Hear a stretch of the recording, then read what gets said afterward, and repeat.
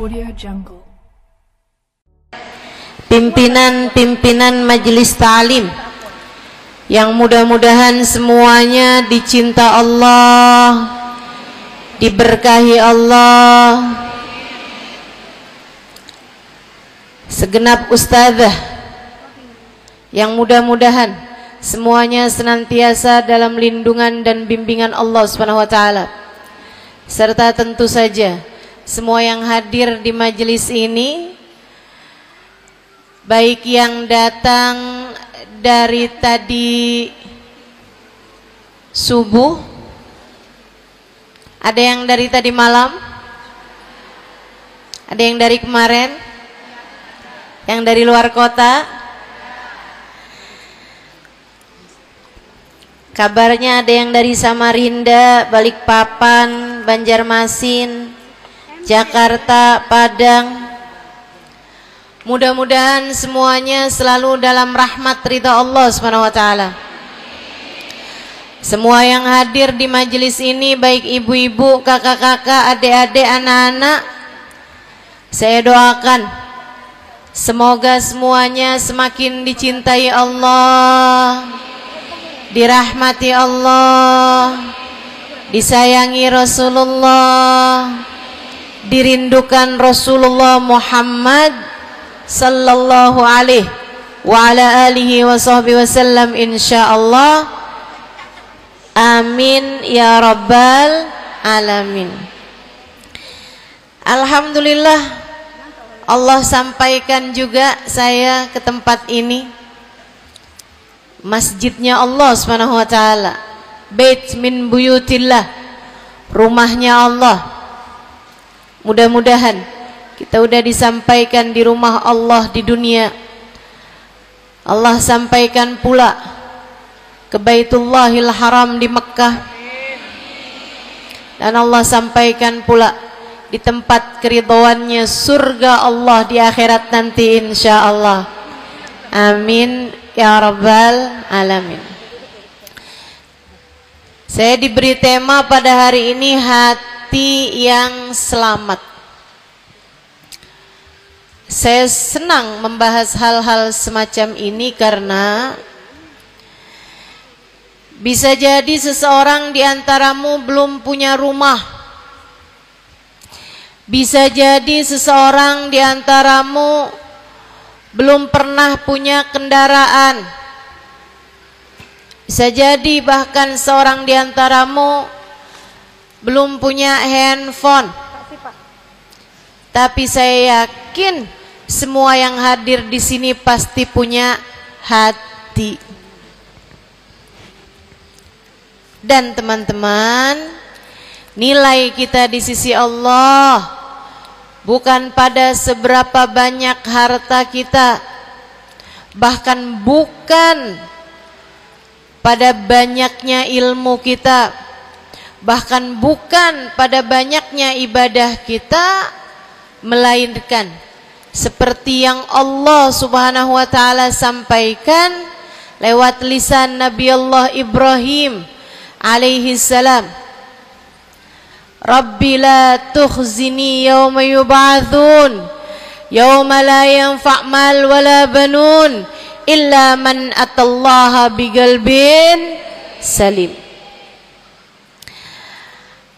Kata Nabi Ibrahim yang Allah tuliskan dalam Al-Quran, ya Allah, jangan kecewakan aku, jangan buat aku susah pada hari di mana engkau membangkitkan hamba-hambamu. Nanti di akhirat saat manusia dibangkitkan, ya Allah, jangan buat saya susah, jangan buat saya kecewa.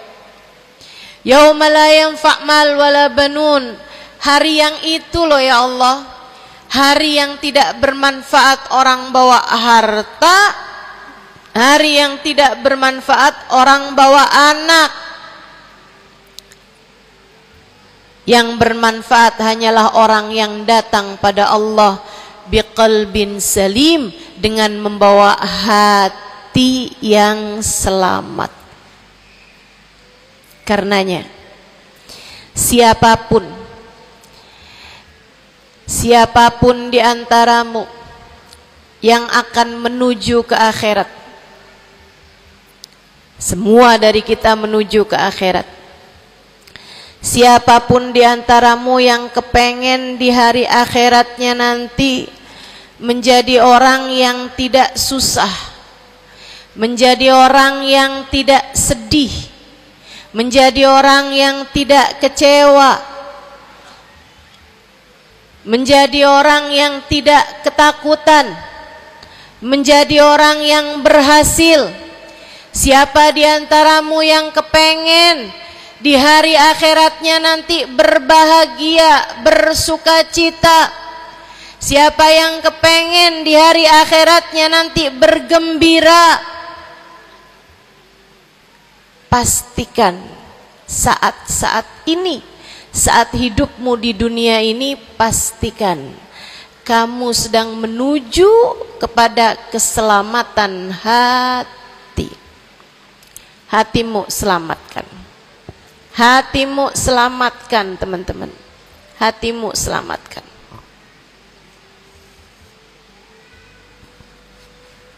Semoga Allah karuniakan kepada kita selamatnya hati, insya Allah. Amin.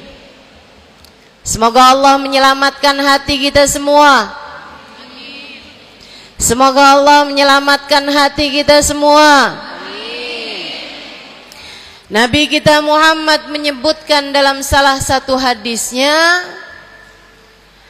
ala inna fil jasadi mudghah, idza salahat salahal jasad kulluh, wa idza fasadat fasadal jasad kulluh, ala wahiyal qalbu. Kata Nabi, ketahuilah sungguhnya dalam diri manusia terdapat segumpal darah. Apabila ia bagus, ia selamat, ia bersih, selamatlah seluruh anggota tubuhnya. Apabila ia rusak, ia hancur, ia gelap, ia mati, maka hancur pulalah seluruh anggota tubuhnya. Ala wahiyal qalbu, ketahuilah segumpal darah tersebut bernama hati.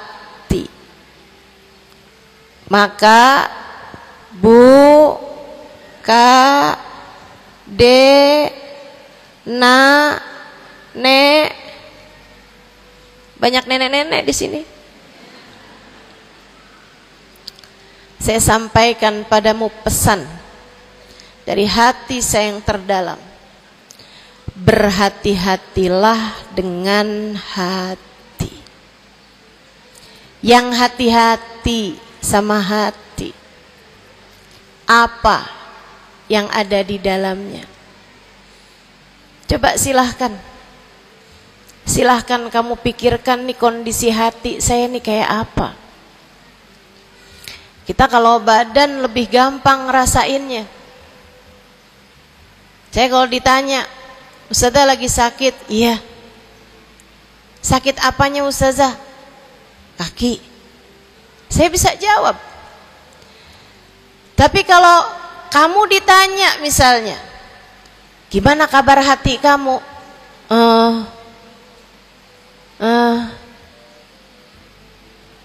Gimana kabar hatimu? Sehatkah? Sakitkah? Atau bahkan sakaratul maut? Hatimu bercahayakah? Gelapkah? Atau bahkan mati? Bagaimana kabar hatimu, teman-teman? Bagaimana kabar hatimu? Innallaha la yanzur, kata Nabi Muhammad dalam hadis yang lain, innallaha la yanzur ila suwarikum wala ila absyarikum walakin yanzur ila qulubikum.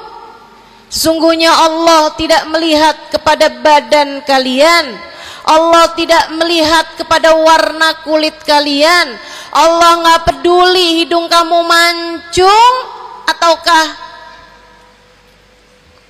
pesek. Allah nggak peduli kulit wajahmu mulus ataukah berjerawat. Allah nggak peduli kamu tinggi ataukah pendek. Allah nggak peduli warna kulitmu semacam apa. Yang Allah Subhanahu wa taala lihat, yang Allah Subhanahu wa taala perhatikan adalah hatimu. Adakah ia mulus? Adakah ia penuh dengan penyakit-penyakit? Yang Allah pandang darimu adalah hatimu.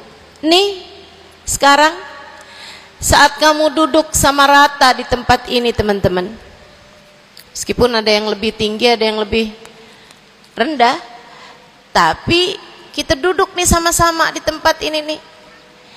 Nilaimu di mata Allah bukan seberapa dekat jarak antaramu dengan saya.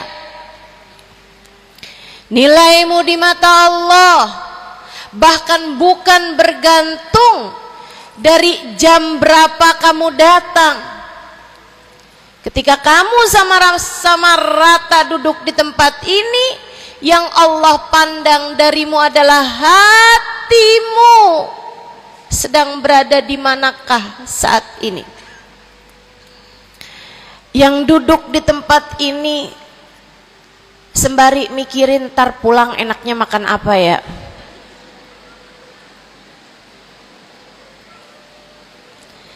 Yang duduk di tempat ini sambil mikirin, kok saya lapar ya, iya belum sarapan. Gara-gara buru-buru takut nggak kedapatan tempat duduk.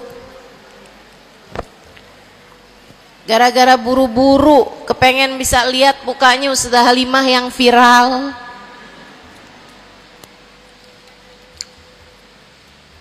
Hatimu,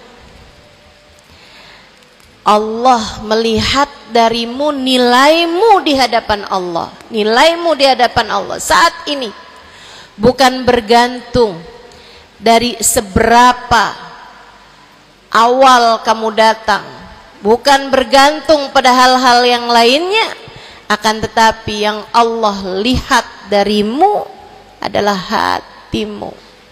Adakah Allah di dalamnya? Adakah Allah di dalamnya? Adakah Allah di dalamnya? Pun demikian dengan kamu saat sholat, pun demikian saat kamu sedang sedekah. Semuanya masalah hati teman-teman, semua masalah hati. Kata guru saya Sayyidil Habib Umar bin Hafid, al-madar kullal madar fi salahil gulub. Urusan segala urusan, sumber segala macam urusan, dasar segala macam urusan ada pada bagusnya hati. Kalau udah hatinya bagus, bagus semuanya. Kalau udah hatinya busuk, busuklah semuanya. Semoga Allah selamatkan kita dari busuknya hati. Semoga Allah selamatkan kita dari busuknya hati. Amin ya rabbal alamin.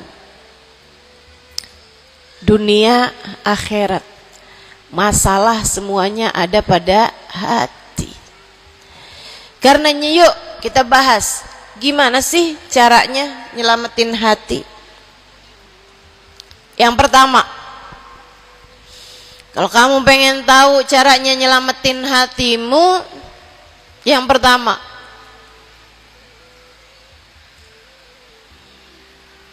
bersihkan sampah-sampahnya. Nih, kamu mau rumah itu biar bagus, biar terjaga, biar selamat. Kamu lihat dalamnya, oh banyak sampah, banyak noda, banyak kotoran. Dari mulai kotorannya cicak, ayam, sampai mungkin anjing, karena lama nggak ditempatin. Karena lama nggak ditempatin. Ada banyak di antara kita yang kondisi hatinya semacam itu. Sampah begitu banyak dalam hatinya. Ada banyak di antara kita umat Islam yang kondisi hatinya semacam itu. Begitu banyak sampah di dalam hatinya tersebut. Semoga Allah selamatkan semuanya. Amin. Maka hal pertama, kalau kamu kepengen punya hati yang selamat, yang nomor satu adalah bersihkan hatimu dari semua sampahnya, keluarin. Apa sampahnya hati? Dosa-dosa yang telah kamu lakukan. Idza aznabal abd nakat fi qalbihi nuqtah sauda. Kata baginda kita Nabi besar Muhammad, idza aznabal abd, ketika seorang hamba mengerjakan dosa, tertorehlah di dalam hatinya satu titik hitam. Sampahnya hati. Kamu tiap kali bikin dosa, dosa apa aja? Bukan hanya dosa besar, zina, bukan hanya dosa besar, minum minuman keras atau narkoba, bukan hanya dosa besar, judi atau riba, bukan hanya dosa-dosa besar. Kalau itu titik hitam yang sangat besar tertoreh di dalam hatimu itu. Bahkan dosa-dosa kecil, sekedar marah-marah sama suami atau ngambil uang suami. Gimana? Pernah? Rezeki istri solehah ustazah. Lagi mau nyuci, kelihatan alhamdulillah. Emang haram ya ustazah? Ya haram, bukan punya kamu. Kan katanya ada hak istri dalam harta suami. Iya betul kalau dia kasih. Kalau dia kasih, kalau nggak kasih, nggak halal juga.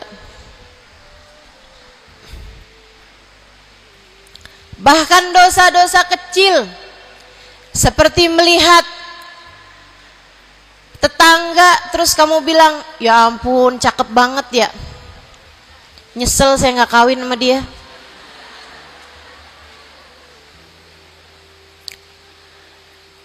Dosa. Seperti memandang seseorang dengan pandangan menghina, seperti membicarakan aib orang lain. Setiap kali kamu berbuat dosa, apapun bentuk dosanya, satu titik hitam tertoreh di dalam hatimu itu. Ini istighfar wa tab. Musih, kalau dia beristighfar, kalau dia bertaubat, dihapuslah titik hitam tersebut. Wa illa, kalau enggak, ya tetap aja ada. Kamu bikin dosa lagi, bikin dosa lagi, bikin dosa lagi, bikin dosa lagi. Enggak pernah istighfar, enggak pernah memperbaiki diri. Aurat tidak kamu tutup dengan baik, sehingga akhirnya setiap kali kamu keluar dilihat oleh laki-laki yang bukan mahrammu. Satu titik hitam, satu titik hitam, satu titik hitam. Sampai terkadang hati seseorang dipenuhi dengan titik-titik hitam. Hatinya menjadi legam, hatinya menjadi penuh dengan titik-titik hitam. Semakin bertambah lagi, semakin bertambah lagi, jadilah karat. Jadilah karat. Kalau udah jadi karat, na'udzubillah, ini yang Allah sebutkan di dalam Al-Quran. Kata Allah, kalla, a'udzubillahi minasyaitonirrajim, kalla bal rana ala qulubihim bima kanu yaksibun, kalla innahum an rabbihim yawma idin lamahjubun. Kalla, kata Allah. Balran, ada ran, ada karat di dalam hati mereka, tersebab dosa yang menumpuk tanpa pernah dimohonkan ampunan. Kalla innahum an rabbihim yawma idzin lamahjubun. Orang kalau hidup bawa karat hasilnya apa? Orang kalau hidup bawa karatnya hati hasilnya apa ya Allah? Kalla innahum an rabbihim yawma idzin lamahjubun. Orang yang hatinya punya karat, pada hari tersebut ia akan terhalang dari Allah Tuhannya. Guru saya Sayyidil Habib Umar bin Hafid menyampaikan tafsir mengenai ayat ini. Kata Habib Umar bin Hafid, tidak mati dengan membawa iman. Orang yang hatinya penuh dengan karat, apabila datang ajal menjemput, iman tercerabut dari dalam hatinya, hingga ia pun mati, keluar dari atas muka bumi ini dengan tanpa membawa iman Islam. Dia keluar dari atas muka bumi ini bukan sebagai hamba Allah, bukan sebagai umat Nabi besar Muhammad sallallahu alaihi wa ala alihi wasallam. Dia meninggal dunia dalam keadaan su'ul khatimah. Naudzubillah min dzalik. Jangan biarkan karat memenuhi hatimu. Jangan biarkan hatimu, dosa-dosa yang telah kamu lakukan menjadi berkarat dalam hatimu itu. Saya kesian sama kamu. Enggak apa-apa. Hidup terus-terusan ngontrak, enggak apa-apa. Hidup enggak pernah punya kendaraan sendiri, enggak apa-apa. Enggak pernah punya HP yang canggih, enggak apa-apa. Saya hidup di atas muka bumi ini, enggak pernah ada yang datang melamar saya. Jadinya sampai di usia di atas 30-an tahun saya masih menjomblo, ustazah. Enggak apa-apa. Ustazah, saya udah menikah 10 tahun belum ada anak juga, ustazah. Enggak apa-apa. Ustazah, suami saya kawin lagi, ustazah. Enggak apa-apa.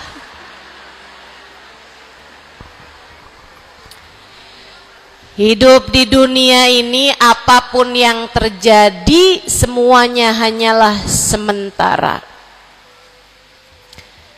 Kamu hanya perlu memastikan agar tatkala datang ajal menjemput, kamu punya modal. Dan modal utamanya yang nomor 1 adalah hati yang bersih, hati yang selamat. Kamu bawa pulang menghadap Allah Subhanahu wa ta'ala bigalbin salim. Kamu bawa hati yang selamat, insya Allah. Mati nggak bawa suami nggak apa-apa, mati nggak bawa anak nggak apa-apa, nggak bakalan jadi pertanyaan malaikat raqib atid. Tapi mati harus dengan membawa hati yang selamat. Mudah-mudahan Allah karuniakan. Mudah-mudahan Allah karuniakan. Saudaraku sekalian yang saya muliakan, maka bersihkan sampah-sampah dalam hatimu itu. Caranya gimana nih, ustazah? Dosa-dosa saya emang udah banyak banget. Saya di masa muda, di masa remaja, bahkan sampai udah tua juga nih, bergelimangan dengan dosa demi dosa. Banyak dosa saya Ustazah. Saya zaman muda berada dalam masa jahiliyah. Dosa, segala dosa saya kerjakan. Apa yang harus saya lakukan? Bersihkan karat-karat dalam hatimu itu dengan taubat. Minta ampun sama Allah, minta ampun sama Allah. Kamu perlu nangis sama Allah. Kamu perlu sungguh-sungguh minta ampunan sama Allah. Dosa segede gunung, kalau Allah mau melemparkannya ke dalam lautan ampunan, inna kaba'irad dunubi ful ghufrani kalamami, katanya sahibul burda, sesungguhnya dosa-dosa besar dalam lautan ampunan ia hanyalah seperti buih di dalam lautan. Gak ada artinya apa-apa kalau Allah mau ampuni. Dosa sebesar apapun, kalau Allah mau ampuni gak ada artinya. Tapi dosa sekecil apapun, kalau Allah mau perhitungkan, kamu gak akan selamat. Saya sampaikan padamu atas nama cinta. Dosa sekecil apapun yang kamu lakukan, jika ia tidak berjumpa dengan ampunan Allah, kamu bisa tidak selamat. Iblis nyembah Allah 70.000 tahun lamanya. Sujud di atas bumi, dia sujud, bumi dihancurkan, Allah naikin dia ke langit.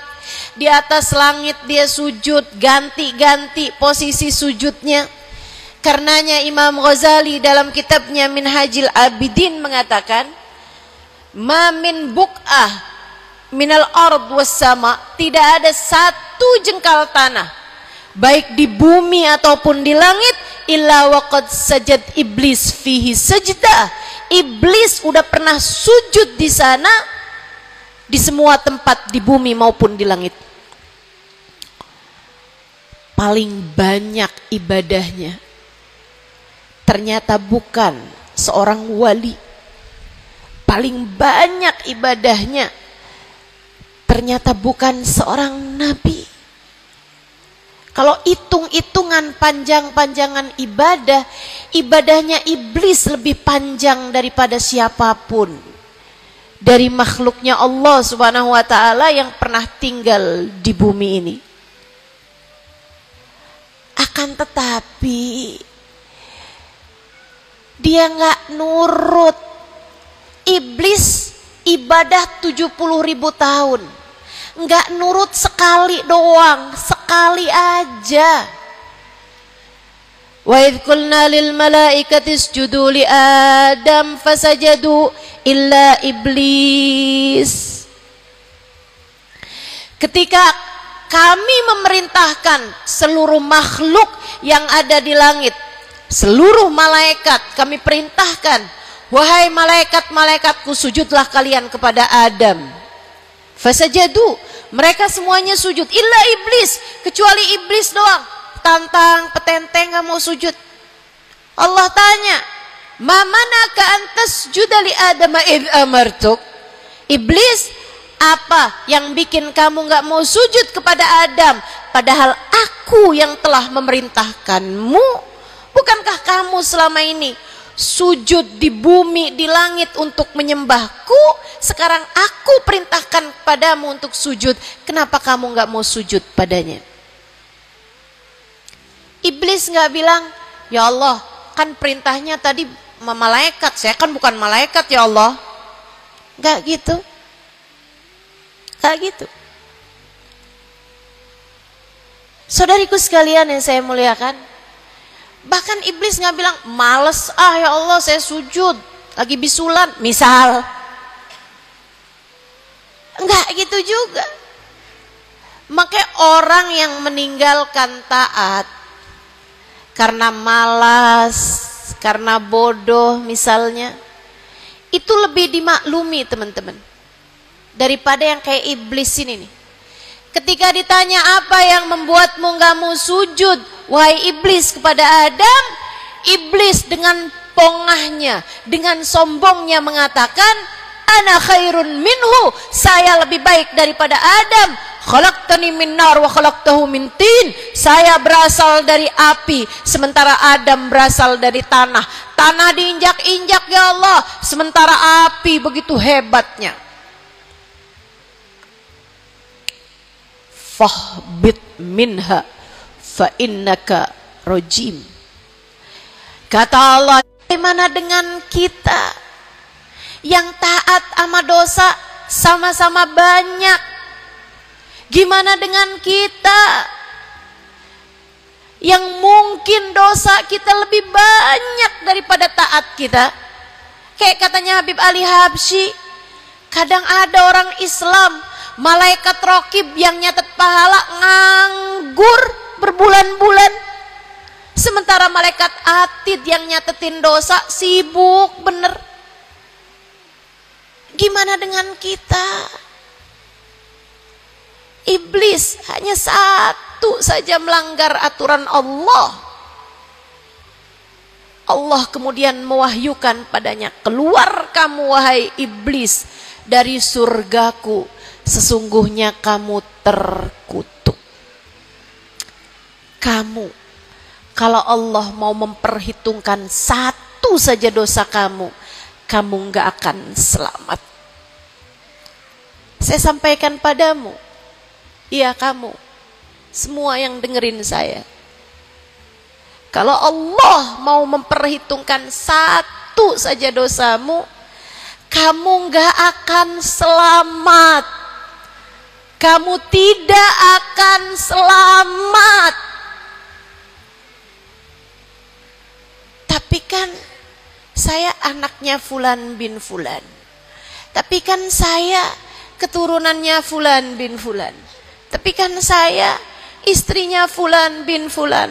Bu, Kak, Dek, Nak, nggak selamat siapapun kamu.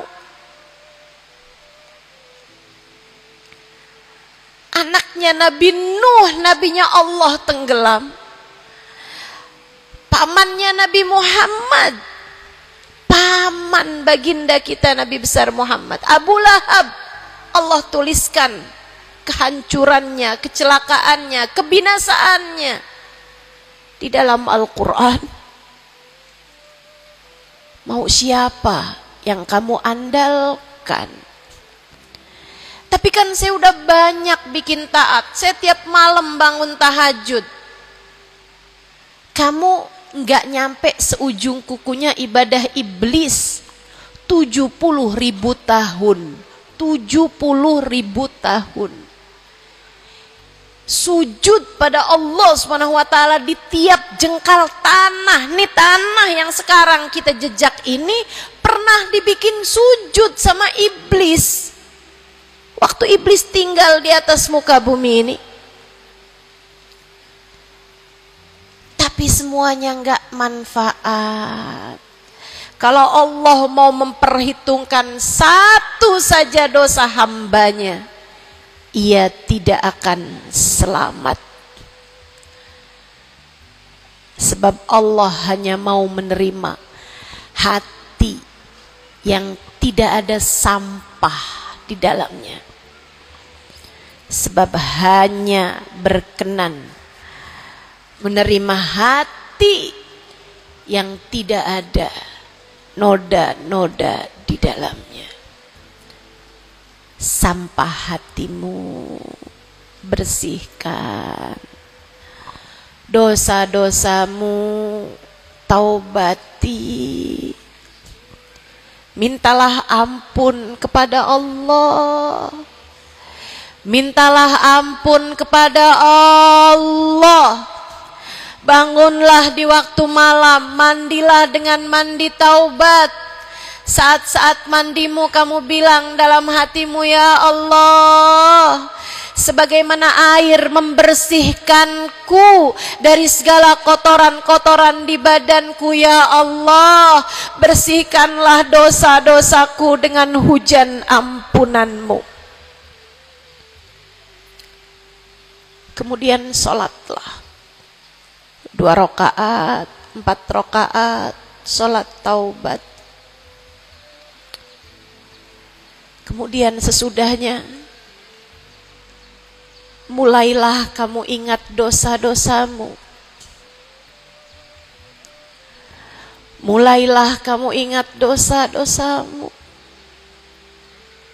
Dari sejak kamu balik sampai sekarang ini.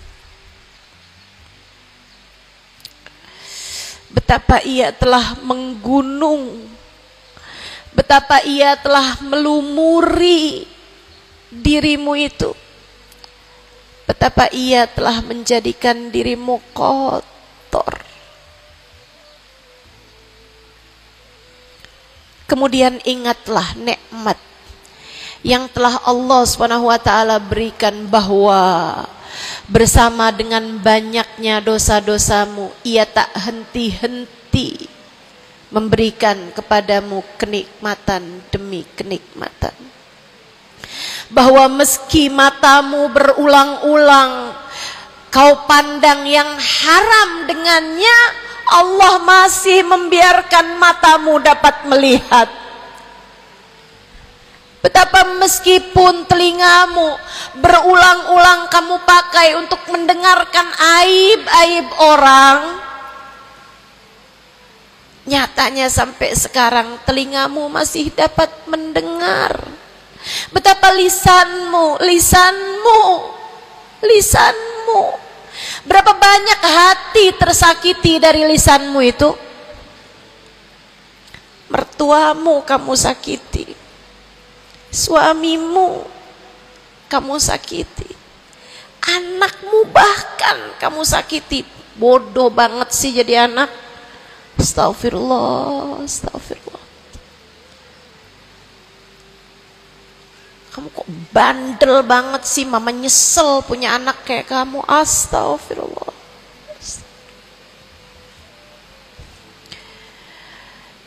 Betapa lisanmu menyakiti hati tetangga-tetanggamu, saudara-saudarimu, sahabat-sahabatmu, orang-orang di sekelilingmu merasakan gangguan dari lisanmu itu, tersakiti dari lisanmu itu.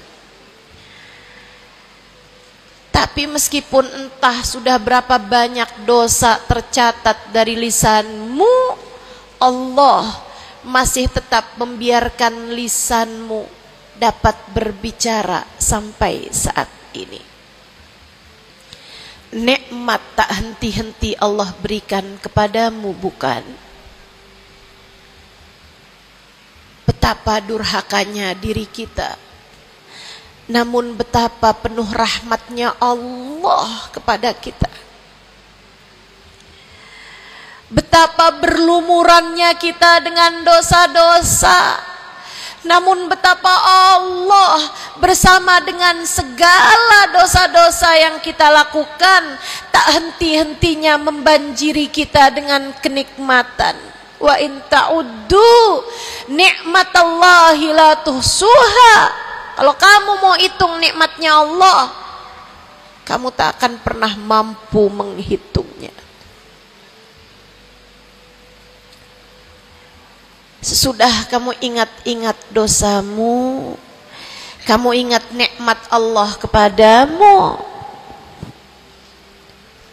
kamu ucapkan seperti ucapan baginda Nabi Muhammad, Allahumma anta rabbi la ilaha illa anta khalaqtani wa ana abduka wa ana ala ahdika wa wa'dika mastata'tu a'udzu bika min syarri ma sana'tu abu'u laka bi ni'matika alayya wa abu'u bi dzambi dhanbi faghfir li fa innahu la yaghfiru dzunuba illa anta.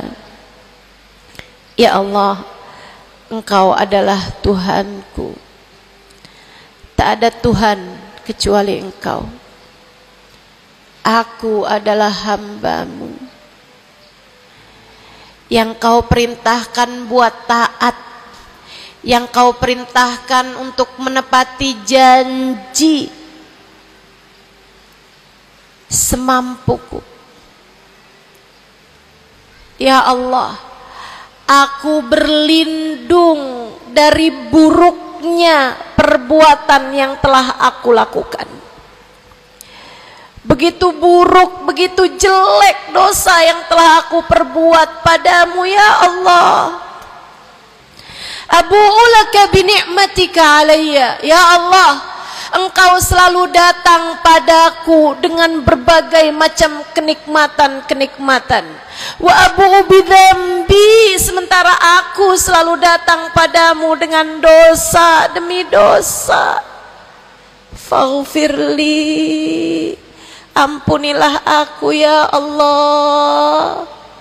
Fa innahu la yaghfiru dzunuba illa anta. Bukankah tak ada yang dapat mengampuni dosaku selain Engkau ya Allah.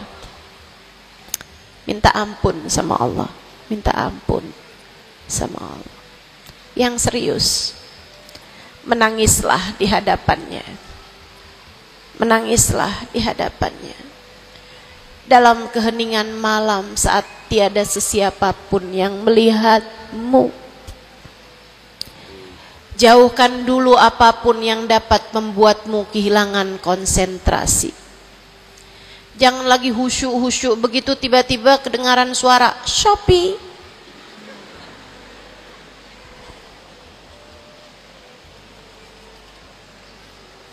Kamu langsung jadi hilang konsentrasi. Yang mana nih ya?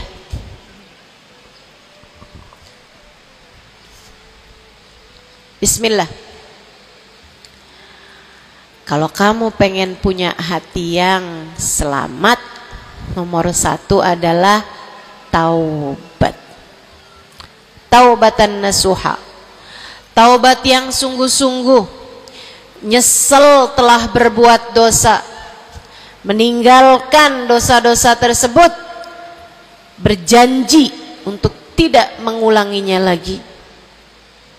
Jika dosanya terkait sama manusia, ada syarat keempat yang harus dilakukan, yaitu meminta maaf kepada orang yang telah engkau sakiti hatinya tersebut. Yang kamu habis bikin dosa sama dia, minta maaf. Mudah-mudahan Allah SWT ampuni dosa-dosa kita. Amin. Semoga Allah ampuni dosa-dosa kita. Amin. Ketika ada seorang ulama ditanya, ya Syekh, wahai Syekh, kalau saya nih punya banyak hajat nih, punya banyak permintaan, tapi waktunya sempit buat doa, doa apa yang seharusnya saya panjatkan? Misalnya nih, lagi sebentar nih bisa kepegang Hajar Aswad, lagi sebentar nih bisa ada di depan Ka'bah, lagi sebentar nih bisa ada di dekat makam Nabi Muhammad sallallahu alaihi wasallam. Sesudah kita ucap salam kepada baginda Nabi, ini apa nih yang harus saya minta kepada Allah? Hajat saya banyak sementara waktu saya sempit buat doanya. Apa yang harus saya mintakan? Apa sebaik-baik hajat yang perlu kita mintakan di saat tidak banyak waktu untuk memintanya kepada Allah? Syekh tersebut menjawab, is'alil maghfirah, mintalah ampunan dari Allah. Sebab bagaimana mungkin kamu meminta hajat-hajat yang lain sementara kamu masih belum berada dalam pandangan rahmatnya Allah. kamu masih terusir dari pintunya, kamu udah minta-minta. Nih kayak istri lagi minggat sama suaminya, kemudian dia WhatsApp, tolong dong transferin saya. Lah balik dulu.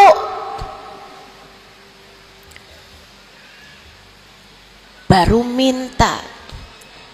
Tiap kita ngerjain dosa adalah tiap langkahan kita menjauh dari Allah Subhanahu wa ta'ala. Tiap kali kamu mengerjakan dosa adalah langkahanmu menjauh dari Allah Subhanahu wa ta'ala. Karenanya mendekat dulu, masuk dulu, Allah bukain pintu dulu, baru deh silahkan minta yang lainnya. Kalau sempit waktumu, mintalah ampunan dari Allah Subhanahu wa ta'ala. Ini kan kerjaan kita nih suka salah-salah kalau doa. Giliran lagi ada hujan nih, wah doa mustajab, langsung ya Allah jodoh ya Allah. Yang cakep, yang ganteng, yang kaya, yang setia, yang soleh, banyak bener. Padahal kalau ngelihat dirinya kagak ada pantes-pantesnya. Kalau kamu pengen jodoh yang soleh, solehahkan dulu dirimu itu.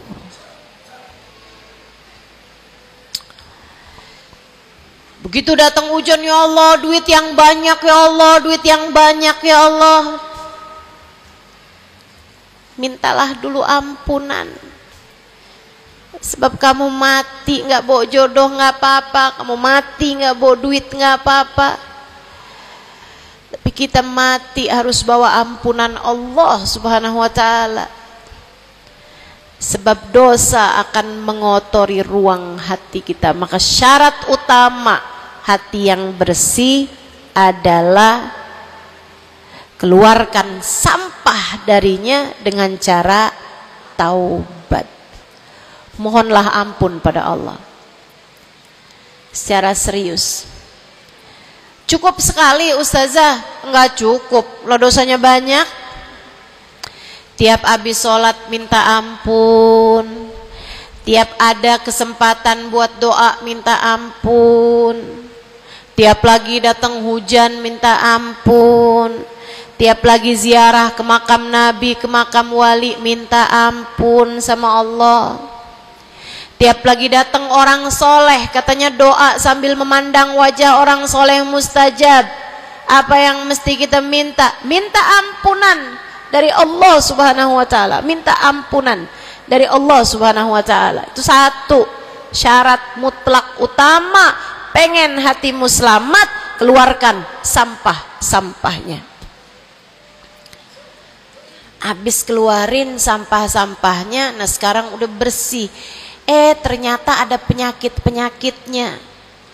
Ada bagian itu yang atapnya bocor, ada airnya yang tersumbat, penyakitnya rumah. Bukan begitu?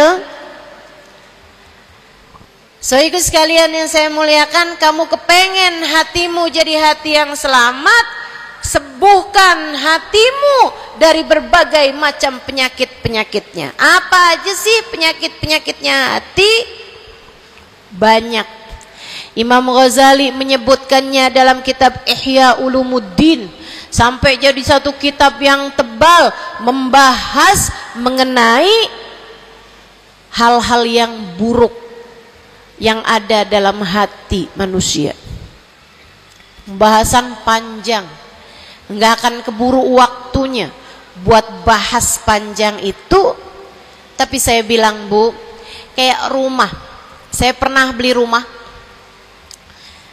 suami saya beli rumah, kemudian saya liatin rumahnya bagus, bersih, cakep, udah nih. Kemudian satu hari saya ajak teman saya yang ngerti urusan rumah, ahli desain interior rumah. Saya bawa masuk dalam rumah saya, dia liatin, ini bocor nih ustazah, yang ini nih harus cepet-cepetan ditambal. Terus dia lihat ada bagian atap tuh bocor tuh ustazah. Tambal dulu ustazah. Dibenerin dulu tuh ustazah sebelum ditempatin. Bu, saya kirain rumah saya udah bagus. Ternyata kalau dilihat sama ahlinya baru ketahuan. Kita juga begitu semua. Kita kirain hati kita baik-baik aja. Tapi kalau kita duduk ngaji, kalau kita hadir di majelis taklim, kalau kita dengerin kajian-kajian, kita baru paham. Ya Allah, ternyata hati saya ada penyakitnya di sini. Ternyata saya juga punya penyakit yang ini. Ternyata saya punya penyakit yang ini. Karena jangan berhenti belajar. Jangan berhenti mengaji. Biar kita faham penyakit-penyakit hati kita tuh di bagian mana, sehingga kita bisa konsentrasi buat mengobatinya. Ada tuh bagian atap yang dibilangin sama temen saya nggak terlalu peduli. Saya liatin kecil aja kok. Sampai satu hari, untung aja saya nggak ada di bawah situ, jebol atap rumah saya. Banjir rumah saya. Gara-gara atap yang berpenyakit yang tidak diberesin. Begitu pula dengan hati kita. Cari tahu apa penyakitnya, cari tahu apa obatnya. Dengan kamu duduk mengaji, ini bukan urusan sejam 2 jam dipelajari kemudian semuanya benar. Ini adalah PR seumur hidup kita. Buat sehatin hati kita, buat bagusin hati kita, buat bersihin hati kita. Penyakit hati paling berbahaya namanya kesombongan. Dan Bu, Kak, Dek, Nak, siapa di antara kita yang selamat darinya? Apa itu sombong wahai Rasulullah? Kata seorang sahabat, sebab saya senang pakai baju bagus. Saya Rasulullah senang makan enak, senang pakai baju bagus. Saya sombong kalau gitu wahai Rasul. Enggak, bukan itu yang namanya sombong. Kamu punya baju bagus, pakai. Jangan punya baju bagus, saya kalau pakai ini kelihatannya sombong. Ya udah dah, saya pakai yang rombeng-rombeng aja. Punya baju bagus tapi daster udah robek, itu aja yang dipakai. Tanya sama suaminya, kok kamu pakai baju yang ini sini kan robek nih. Enak, adem. Adem yang lihat, adem yang make, gerah yang lihat. Bukan itu yang namanya kesombongan. Saya punya uang, saya bisa beli mobil yang bagus, tapi saya nggak mau beli, saya takut sombong. Bukan itu yang namanya kesombongan. Saya punya uang, bisa bangun rumah buat tamu-tamu. Ulama-ulama kalau datang bisa tinggal di rumah saya. Tapi saya nggak mau, kayak gitu ntar saya sombong. Bukan itu yang namanya kesombongan. Sombong, kata Nabi Muhammad, batarul haq wa ghamtun nas. Sombong adalah menolak kebenaran dan menghina orang lain, merasa diri lebih baik daripada orang lain. Itu yang namanya sombong. Merasa diri lebih baik dari orang lain. Merasa diri lebih baik dari orang lain. Sering banget ini kan kita kan. Betul.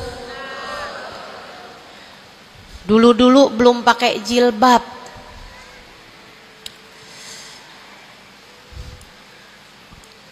Nggak ngerjain taat yang namanya menutup aurat. Habis itu kemudian pergi majelis, hadir kajian pakai jilbab, rapi banget. bahkan tumpuk-tumpuk. Ustadzanya pakai jilbab 1 lapis, dia pakai 3 lapis. Tapi dia ngelihat orang-orang yang belum pakai jilbab, ya ampun, belum dapat hidayah, sian. Saya rasanya kepengen buat bisikin sama dia, Mbak, Israel udah deket. Boleh nggak sih Ustazah, saya bisikin di telinganya, malaikat penjaga neraka kirim salam. Astagfirullah. Dulu kamu berbuat dosa dengan membuka auratmu, kini kamu berbuat dosa dengan dosa kesombongan. Itu namanya bukan taubat, itu namanya bukan hijrah, itu namanya pindah dosa. Dari satu dosa membuka aurat menjadi dosa kesombongan, dan bisa jadi di hadapan Allah dosa kesombongan lebih besar nilainya daripada dosa membuka aurat. Bisa jadi, bisa jadi. Para ulama mengatakan, rubba maksiatin aurathat dhullah ahabbu ilallah min ta'atin aurathat kibra. Terkadang kemaksiatan yang melahirkan rasa rendah diri di hadapan Allah lebih Allah sukai daripada ketaatan yang melahirkan kesombongan. Hati-hati, hati-hati sama hati. Jangan biarkan kesombongan merusak hidupmu. Jangan. Ada banyak para istri yang merasa dirinya lebih mulia daripada suaminya. Banyak. Hati-hati, hati-hati. Saya belajar dari umi saya. Meninggal dunia 2 tahun yang lalu. Belum sampai hampir 2 tahun. Saudariku sekalian yang saya muliakan, saya sering bilang sama umi saya, Mi, maafin saya ya Mi ya. Umi saya bilang, Nak, maafin Umi ya. Umi punya salah sama kamu nggak kurang daripada salah kamu sama Umi. Umi punya dosa sama kamu pasti lebih banyak daripada dosa kamu sama Umi.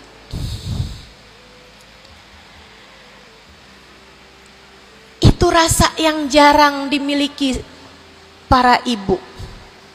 Seringnya ibu tuh merasa selalu lebih baik daripada anaknya. Seringnya ibu tuh merasa dia nggak punya salah, dia nggak punya dosa. Yang punya dosa banyak tuh anaknya kepada dirinya, bukan begitu? Ayo minta maaf dulu sama ibu. Ayo minta maaf dulu. Kan seringnya bilang gitu sama anak-anak kita. Kamu tuh nak, ibu ini adalah ibumu, surgamu berada di bawah telapak kakiku. Waduh. Betul, al-jannah tahta aqdamil ummahat. Tapi ucapan kamu yang semacam itu kesombongan. Yakin bakal masuk surga? Yakin? Yakin bakal masuk surga, Bu? Para ibu yang suka bilang surgamu anakku berada di bawah telapak kaki ibumu, yakin kamu bakal masuk surga? Hah? Allah nggak pernah wajib memasukkanmu ke dalam surga, Bu. Allah nggak pernah wajib menghindarkanmu dari api neraka, Bu. Allah nggak pernah wajib menjadikanmu ada di belakang Nabi Muhammad. Kalau kamu sampai Allah usir dari surganya, Allah masukkan kamu ke dalam nerakanya, kamu bisa apa? Kalau saat Nabi Muhammad menggiring umatnya dan kamu tidak bisa ada di belakangnya, kamu terusir dari rombongan Nabi Muhammad, kamu bisa apa? Kamu bisa apa? Nilaimu yang sesungguhnya nanti di akhirat kelihatannya. Nilaimu yang sesungguhnya nanti di akhirat kelihatannya. Jadi kalau kamu mau sombong, tar di akhirat. Kalau sampai kamu bisa masuk ke dalam surga Allah, kalau kamu sampai berada di barisan-barisan terdepan dalam rombongan Nabi besar Muhammad, kalau kamu bisa makan dari buah-buahan surga, kalau kamu ada saat kamu mengucap salam kepada baginda Nabi Muhammad, matamu bisa memandang indah wajahnya, telingamu bisa mendengar indah suaranya, lisanmu bisa mengucapkan salam langsung di hadapannya, silahkan membusungkan dada pada saat itu. Silahkan mau ngerasa diri kamu lebih baik daripada ahli-ahli neraka, silahkan. Tapi sekarang keadaannya belum tentu. Bagaimana jika seseorang yang kamu memandang dirimu lebih baik darinya, ternyata ia melenggang masuk ke dalam surga, sementara kamu Allah jerumuskan ke dalam api neraka? Keadaannya belum jelas, keadaannya belum tentu. Jangan pernah merasa diri lebih baik daripada siapapun. Jangan pernah merasa diri lebih baik daripada siapapun. Hatimu benerin rusak-rusaknya, penyakit-penyakitnya. Ada penyakit berbahaya namanya hasud. Ada penyakit berbahaya namanya hasud. Apa itu hasud? Seneng orang lain dapat kesulitan, seneng kalau orang lain dapat kemalangan, kesusahan, susah hati kalau orang lain dapat kesenangan. Tuh, seneng orang lain susah, susah orang lain seneng, itu namanya hasud. Ada tetangga naikin rumah, bangun rumah, dia naik darahnya.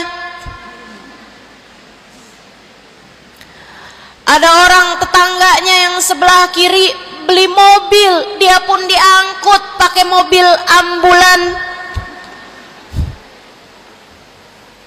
Busuk bener hatinya, dimakan sama sifat namanya sifat hasud.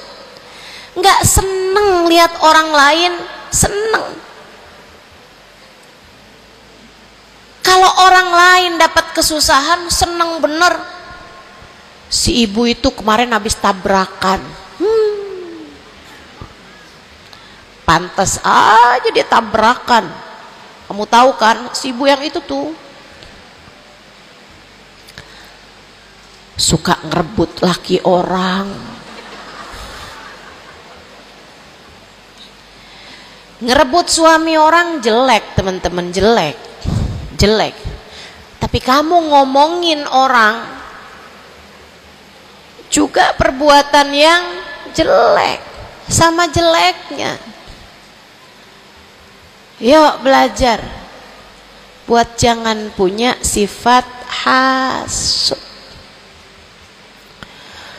Dia kok bikin pengajian besar, pengajian kita harus lebih besar. Urusannya apa? Bukankah majelis itu adalah dakwah, mengajak orang kepada Allah? Hatimu jagain, hatimu jagain, hatimu jagain. Ada yang bisa begitu, alhamdulillah. Ada ustazah yang lebih pandai darimu, alhamdulillah. Minta doa, ambil ilmunya. Bukan malah dihasutin. Hati-hati, hati-hati. Jangan sampai hasutmu membawamu kepada terusir dari rahmatnya Allah. Kayak Bal'am bin Ba'ur. Ada zamannya Nabi Musa, teman-teman sekalian, namanya Bal'am bin Ba'ur. Ilmunya tinggi, sampai kabarnya jamaahnya juga banyak, semua orang dengerin kajiannya. Ini saya serem nih, ini saya serem nih. So ikut sekalian nih, ngeri banget nih. Ini buat orang kayak saya nih, ngeri banget nih pembahasan ini nih. Ada orang berilmu, pinter banget, namanya Bal'am bin Ba'ur, zamannya Nabi Allah Musa. Jamaahnya banyak, kalau dia hadir kajian, semua orang di kampungnya hadir semuanya. Imam Ghazali cerita, dia sampai-sampai dari berilmunya, ilmunya tingginya, Allah kasih sama dia ilmu yang tinggi. Kalau dia ada dapat pertanyaan yang dia nggak tahu jawabannya, dia doa bisa lihat jawabannya langsung dari Lauhil Mahfud. Kurang pinter apa? Kurang berilmu apa? Kurang hebat apa? Kurang deket apa sama Allah? Kamu jadi ustazah, berapa banyak ilmumu? Kamu jadi seorang pendakwah, berapa banyak ilmumu? Kamu yang dianggap sebagai ulama, berapa banyak ilmumu? Merunduklah. Saudariku sekalian yang saya muliakan, si Bal'am bin Ba'ur, kabarnya sampai para malaikat turun ikut serta mencatat pelajaran-pelajaran yang dia berikan. Yang ngaji sampai bukan cuman orang, bukan cuman jin ikut ngaji, sampai malaikat-malaikat Allah ikut ngaji. Kurang apa hebatnya? Tapi Allah hancurkan Bal'am karena sifat hasud. Nabi Allah Musa datang ke kampungnya Bal'am bin Ba'ur. Jamaahnya Bal'am bin Ba'ur semua datang kepada Nabi Musa. Nabinya Allah, tentu saja semua datang. Semuanya datang kepada Nabi Musa. Semua minta doa kepada Nabi Musa. Semua berharap berkah dari Nabi Musa sebagai seorang nabinya Allah Subhanahu wa taala, Jalla Jalaluhu wa ta'ala azamatuh.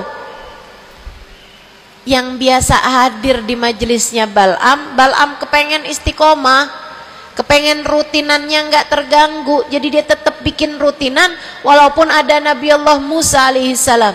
Jamaahnya dikit yang hadir. Mulai nih orang-orang yang berpenyakit datanglah kepada Bal'am bin Ba'ur. Rupanya Bal'am bin Ba'ur juga punya penyakit namanya sifat hasud. Gimana nih jamaah kita nih, tinggal tambah dikit nih Bal'am. Semuanya pada datang kepada Nabi Musa nih. Bal'am merasa dirinya diawang-awang karena kelebihan-kelebihan yang dia beri. Dia nggak bisa lihat Nabi Musa sebagai seorang nabinya Allah. Dia nggak lihat Nabi Musa sebagai seorang yang diberi kelebihan lebih banyak daripada dirinya karena diwahyukan wahyu kepadanya. Bal'am bin Ba'ur termakan sifat hasud. Ia pun berdoa meminta kepada Allah, ya Allah hancurkanlah Musa. Ya Allah hancurkanlah Musa. Hancurkanlah Musa ya Allah. Saudaraku sekalian yang saya muliakan, Allah angkat semua kelebihannya Bal'am bin Ba'ur. Bahkan kabarnya dialah orang ateis pertama di atas muka bumi ini yang mengatakan alam semesta enggak ada Tuhannya. Ngeri, ngeri, ngeri. Allah cabut bahkan iman dari dalam hatinya Bal'am bin Ba'ur. Iman Allah cabut. Dari yang asalnya berilmu kayak begitu, Allah sampai cabut imannya, teman-teman saudaraku sekalian. Allah pun ceritakan tentang Bal'am bin Ba'ur dalam Al-Quran. Kata Allah Subhanahu wa taala, "A'udzu billahi minasyaitonir rajim. Famathaluhu kamathalil kalbi in tahmil alaihi yalhath au tatrukhu yalhath." Perumpamaannya Bal'am bin Ba'ur seperti anjing. Kalau kamu angkat, dia menjulur-julurkan lidahnya. Kalau kamu tinggalkan, dia pun juga tetap menjulur-julurkan lidahnya. Dianjing-anjingin, bukan sama orang, sama Allah Subhanahu wa taala. Lihat betapa Allah Subhanahu wa taala kalau murka sama seseorang enggak tanggung-tanggung. Siapapun kamu, kalau Allah murka sama kamu, enggak tanggung-tanggung murka Allah. Bahkan kepada seseorang yang dibukakan lauhil mahfud kepadanya, Allah jadikan dia seperti anjing, kata Allah dalam Al-Quran. Jangan berani-berani punya sifat hasud. Ingat, kalau ada orang diberi kelebihan lebih daripada kamu, ingat, yang ngasih kelebihan itu satu, namanya kalau ada seseorang tertimpa kemalangan, jangan sok-sokan merasa diri lebih baik daripada orang tersebut. Ingat, yang ngasih kemalangan kepadanya hanya satu, namanya Allah. Hati-hati sama sifat namanya sifat hasud. Satu, bersihkan hatimu dari sampahnya yaitu dosa dengan cara taubat dan mohon ampun terus-terusan. Kedua, benerin rusak-rusaknya hatimu, penyakit-penyakitnya hatimu, yang terutamanya adalah sifat sombong dan sifat hasud. Hatimu belajar untuk tidak membenci siapapun. Hatimu belajar buat nggak benci sama siapapun. Yang terakhir, kalau kepengen hatimu selamat, hiasi. Kalau rumah nih udah sampahnya udah bersih, rusak-rusaknya udah dibenerin, udah direnovasi, sekarang tinggal yang terakhir. Apa itu? Hias-hiasi rumahmu. Pasangin horden, pasangin lampu yang bagus, pasangin lantai yang bagus, ditaruhin dekorasi-dekorasi, pajangan-pajangan kamu taruh-taruh, ada sofa, ada tempat tidur, dihias-hiasi rumahnya. Dicat rumahmu itu dengan warna-warna yang cocok, kan begitu? Hiasi hatimu dengan cinta. Hiasi hatimu dengan cinta. Hatimu ada cinta kepada yang semestinya dicinta. Siapa? Nomor satu Allah, nomor dua, nomor tiga, cintai apapun dan siapapun pada cintanya Allah dan Rasulnya. Cintai ulama karena mereka adalah pewaris para nabi. Cintai habaib dan syaraif karena mereka adalah orang-orang yang punya nasab sambung sama baginda Nabi besar Muhammad sallallahu alaihi wasallam. Cintai keluarga Nabi Muhammad, cintai para istri-istri Nabi Muhammad, cintai para sahabat-sahabat Nabi Muhammad, terutamanya al-khulafaur rasyidin, sadatina Abi Bakar wa Umar wa Uthman wa Ali. Cintai para sahabat Nabi Muhammad, cintai para ulama-ulama kita di sepanjang zaman, cintai Imam Syafi'i, Imam Maliki, Imam Hambali, Imam Hanafi. Cintai para ulama-ulama kita dari atas sampai kepada ulama-ulama kita yang sekarang ada. Cintai siapapun yang bawa Nabi Muhammad, bawa Allah, yang bikin kamu jadi kenal Allah, kenal Nabi Muhammad. Cintai.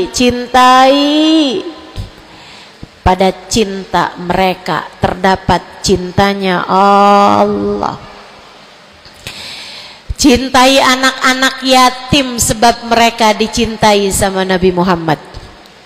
Cintai orang-orang fakir karena mereka dicintai sama Nabi Muhammad.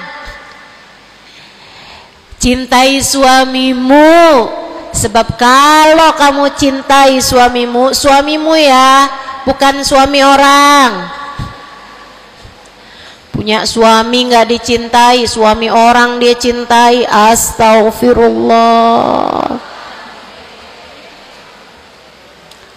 Cintai suamimu, Bu, sebab dalam cintamu kepadanya mendekatkanmu kepada cintanya Nabi Muhammad, mendekatkanmu kepada cintanya Allah. Kamu sayangi, kamu hormati, kamu muliakan suamimu, Allah ridho kepadamu, Nabi Muhammad sayang kepadamu.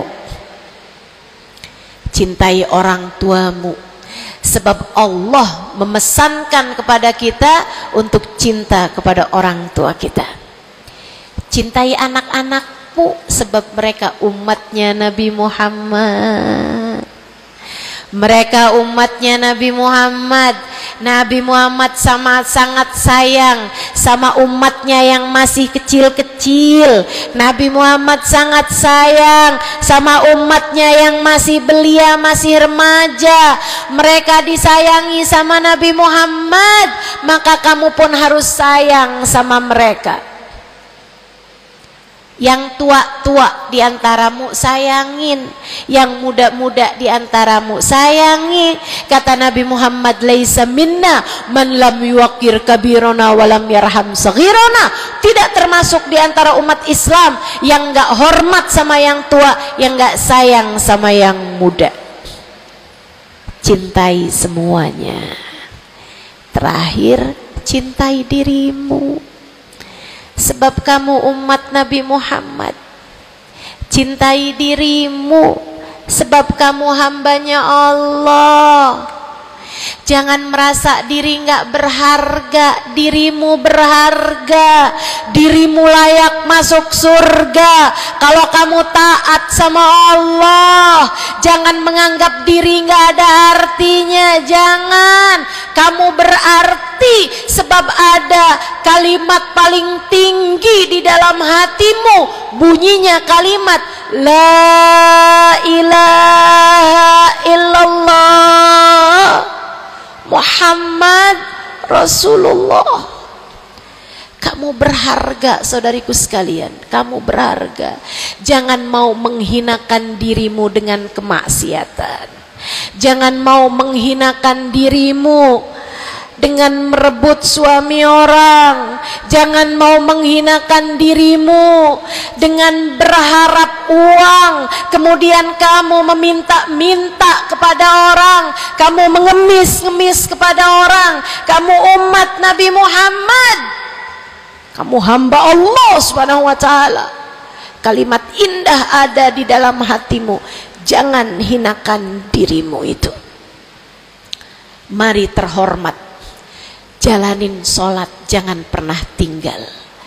Mari terhormat, tutup auratmu, jangan dibuka-buka. Mari terhormat, cintai dirimu, bangun di waktu malam, sholat malam, angkat tangan, minta kepada Allah. Mari terhormat, baca sholawat sebelum tidur. Wahai Rasulullah, saya adalah umatmu. berharap akan dapat masuk surga di belakangmu ya Rasulullah. Mari cintai dirimu sebagai hamba Allah, sebagai umat Nabi Muhammad. Insya Allah.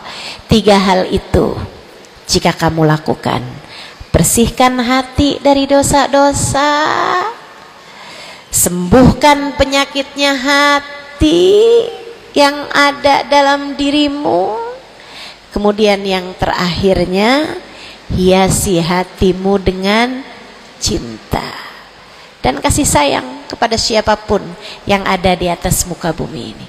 Sayangi aja semuanya, cintai aja semuanya, sebab dalam cinta kepada semuanya terdapat cintanya Allah dan Rasulnya.